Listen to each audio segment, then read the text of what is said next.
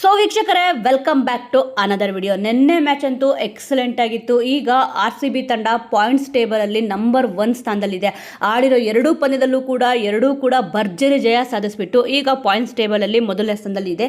ಇನ್ನು ಇವತ್ತ 9ನೇ ಮ್ಯಾಚ್ ನಡೀತಿದೆ. ಅದು GT ಮತ್ತು MI ನಡುವೆ. ಅದು ಸಂಜೆ 7:30ಕ್ಕೆ ಈ ಒಂದು ಪಂದ್ಯ ನರೇಂದ್ರ ಮೋದಿ ಸ್ಟೇಡಿಯಂನಲ್ಲಿ ನಡೀತದೆ.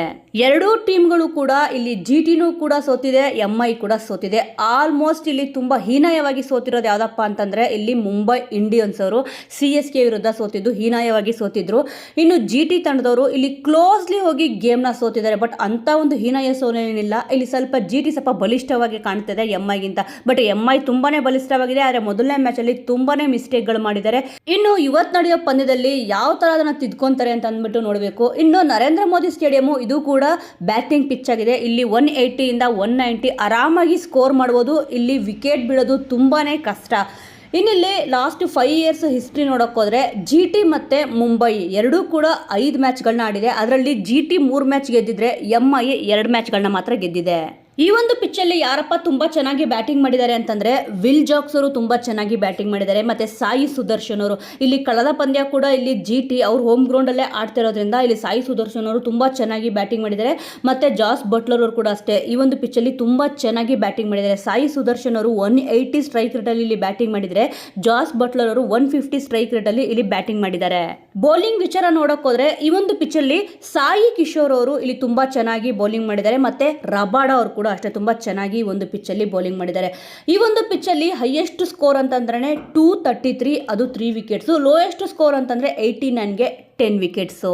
ಇವತ್ತಿನ ಮ್ಯಾಚಲ್ಲಿ ಮುಂಬೈ ಇಂಡಿಯನ್ಸ್ ಪ್ಲೇಯಿಂಗ್ 11 ಚೇಂಜ್ ಆಗುತ್ತೆ. ಇನ್ನು ಮುಂಬೈ ಇಂಡಿಯನ್ಸ್ ಪರ ಯಾರು ಆಡ್ತಾರೆ ಅಂತಂದರೆ Rohit Sharma, rayon ರಿಕೋಲ್ಟನ್ನು, will Jacks, Suryakumar Yadav, Tilak Verma, Hardik Pandya ಅವರು ಮೊದಲನೇ ಪಂದ್ಯ ಆಡಿರಲಿಲ್ಲ, ಈ ಪಂದ್ಯ ಆಡ್ತಾರೆ.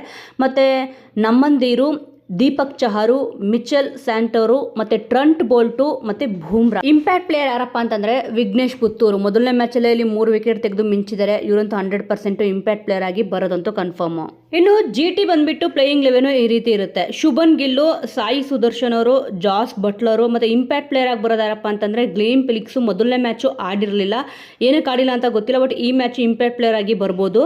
ಮತ್ತು ಶಾರುಖ್ ಖಾನು, ರಾಹುಲ್ ತ್ರಿಪಾಠಿಯಾ, ಆದರ್ಶ್ ಖಾನು, ರಶೀದ್ ಖಾನು, ಕಗಿಸೋ ರಬಾಡ, ಮತ್ತು ಸಾಯಿ ಕಿಶೋರ್ ಅಂತೂ ಮೊದಲನೇ ಮ್ಯಾಚಲ್ಲಿ ಇಲ್ಲಿ ಅವರು ಕೂಡ ತುಂಬ ಚೆನ್ನಾಗಿ ಬೌಲಿಂಗ್ ಮಾಡಿ 3 ವಿಕೆಟ್ ತೆಗೆದರು. ಮತ್ತು ಮೊಹಮ್ಮದ್ ಸಿರಾಜ್ ಅವ್ರ ಬದಲು ಇವತ್ತು ಇಶಾಂತ್ ಶರ್ಮಾ ಅವರು ಆಡ್ಬೋದು. ಇಲ್ಲ ಅಂತಂದರೆ ಪ್ರಸಿದ್ಧ ಕೃಷ್ಣ ಅವರು ಮೊದಲನೇ ಮ್ಯಾಚ್ ಆಡಿದ್ರು, ಅವರೇ ಕಂಟಿನ್ಯೂ ಮಾಡೋದು. ಇಲ್ಲ ಅಂತಂದರೆ ಇಲ್ಲಿ ಇಶಾಂತ್ ಶರ್ಮಾ ಅವ್ರನ್ನ ಆಡಿಸಿದ್ರೆ ತುಂಬಾ ಚೆನ್ನಾಗಿರುತ್ತೆ. ಏನಕ್ಕೆ ಅಂತಂದರೆ ಸಿರಾಜ್ ಅವ್ರ ಬೌಲಿಂಗ್ ಅಂತೂ ಮೊದಲನೇ ಮ್ಯಾಚಲ್ಲಿ ಇಲ್ಲಿ ಒಂದೇ ಒಂದು ವಿಕೆಟ್ ಕೂಡ ತೆಗೆಯಲಿಲ್ಲ.